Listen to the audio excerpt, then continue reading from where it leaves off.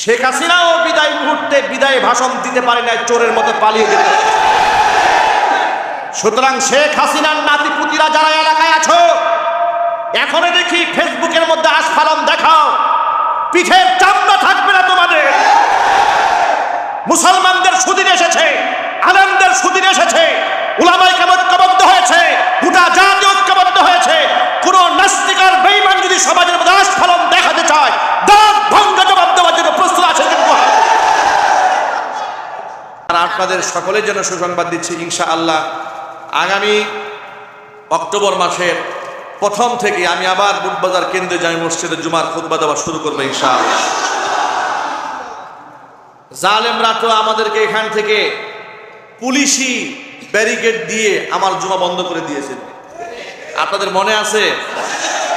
আপনি চিন্তা করতে পারেন, আমি শেষ জুমা যখন এখানে পড়ালাম, মসজিদে সিঁড়িতে পা রেখেছি, তাকে দেখে আমার ডানে বামে সামনে পেছনে খালি পুলিশ আর পুলিশ।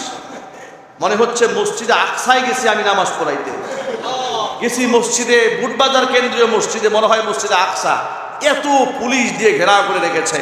আমি এক পুলিশকে বললাম, কি ব্যাপার? হাসি দিয়ে বললাম, দুষ্টুমি চলে, আপনারা এত মানুষ কেন এখানে? তো হুজুর আপনাদের নিরাপত্তা দেওয়ার জন্য আসছে। আমি বললাম, আপনাদের নিরাপত্তা কি আমরা চেয়েছি নাকি?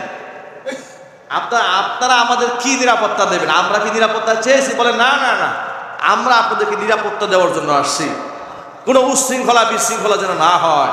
দেখেন, ওরা আমাদেরকে পাহারা দিত মসজিদে এসে, আর নাইট ক্লাবগুলো ছেড়ে দিত। ওরা মসজিদ মাদ্রাসাকে উচ্ছৃঙ্খলার জায়গা মনে করত, আর গুলশান, বনানী, ধানমন্ডিতে যত প্রকারের নাইট ক্লাব আছে, ডিজে পার্টি আছে, যত প্রকারের বুট ক্লাব আছে, সব নর্তকীদেরকে ছেড়ে দিয়া তারা নিজেরা নৃত্য উপভোগ করে, নাচ গান উপভোগ করে পুরো জাতিকে ধ্বংসের দ্বার প্রান্তে পৌঁছে দিয়েছিল। ওখানে পুলিশি পাহারা নাই, পুলিশ পাহারা দিত হুজুরদেরকে। কথা কর না, ঠিক না বলে? কি একটা অবস্থা দেখেন, কি একটা অবস্থা!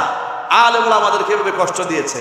সর্বশেষ আমি বললাম, সর্বশেষ যে আমি, যাই হোক নামটা বললাম না, পুলিশের বড় এক ঊর্ধ্বতন কর্মকর্তা আমাকে বললেন, হুজুর দেশের যে অবস্থা, যে পরিমাণ উপর থেকে চাপ আসছে আপনাকে গ্রেফতার করার জন্য, আপনি মসজিদ থেকে একটু দূরেই চলে যান।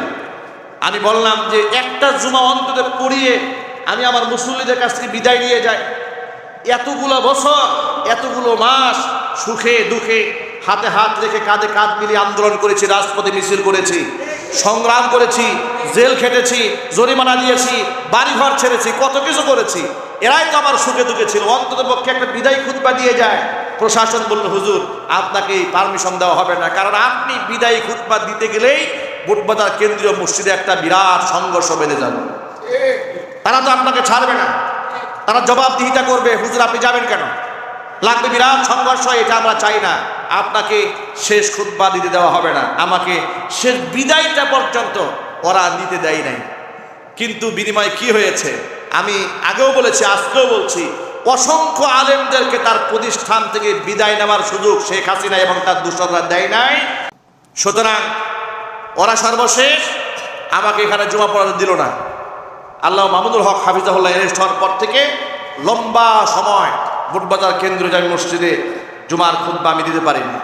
আলহামদুলিল্লাহ এরপরে আরও বড় বড় মসজিদে আমি জুমার খুতবা আলহামদুলিল্লাহ দিয়েছি, বর্তমানে দিচ্ছি। ঢাকা কাউরান বাজার আমবর্ষা শাহী জামে মসজিদের খতিব হিসেবে তারা আমাকে নিয়োগ দিয়েছে, নামাজ পড়াচ্ছি। এর থেকে আরও সম্মানের জায়গায় আল্লাহ পাক নিয়েছেন। কিন্তু মনে কষ্ট হলো, নিজ এলাকায় মাজলুম অবস্থায় মসজিদ কর্তৃপক্ষ আমাকে রাখার বহুত চেষ্টা করেছে, মুতাওয়াল্লি পরিবার রাখার বহুত চেষ্টা করেছে, মুসল্লি রাখার চেষ্টা করেছে, ওরা নিজেরা সরাসরি ব্যর্থ হয়ে পুলিশ দিয়ে বারবার বাধা দিয়েছে। প্রশাসনের চাপে চলে গিয়েছিলাম। আলহামদুলিল্লাহ কর্তৃপক্ষ 3-4 দিন আগে আমার কাছে সকলেই তারা এসেছিলেন, তারা বলেছেন যে হুজুর আমাদের তো আপ্রাণ চেষ্টা ছিল আপনাকে রাখার, কিন্তু আমরা রাখতে পারি নাই চাপে, প্রশাসনের চাপে। যেহেতু আল্লাহ পাক দেশকে স্বাধীন করে দিয়েছেন, আপনি যদি আমাদের মসজিদে আবার আসেন, তাহলে স্বাধীনতার স্বাদটা ভালো করে উপভোগ করতে পারব। ইনশাআল্লাহ অক্টোবর মাসের প্রথম জুমা, দ্বিতীয় জুমা ইনশাআল্লাহ দাওয়াত থাকলো ইনশাআল্লাহ। আল্লাহ রাব্বুল আলামিন যেন আমাদের সকল ভাইদেরকে কবুল করেন। খেলাফত যুব মজলিসকে আল্লাহ পাক কবুল করেন। যাদের তত্ত্বাবধানে আজকের প্রোগ্রাম হয়েছে অন্তরস্থল থেকে তাদের জন্য দোয়া রইল, ভালোবাসা রইল। জাতির এই ক্লান্তি লগ্নে তারা জাতির ইসলার জন্য, জাতিকে ঐক্যবদ্ধ করার জন্য যে আয়োজন করছেন, আল্লাহ রাব্বুল আলামিন যেন ভবিষ্যতে আরও বড় বড় আয়োজন করে গোটা জাতিকে ঐক্যবদ্ধ করতে পারেন, সেই তৌফিক আল্লাহ রাব্বুল আলামিন দান করেন। সকলে জুড়ে বলেন আমিন। ওয়া আখিরু দাওয়ানা আনিল হামদুলিল্লাহি রাব্বিল আলামিন।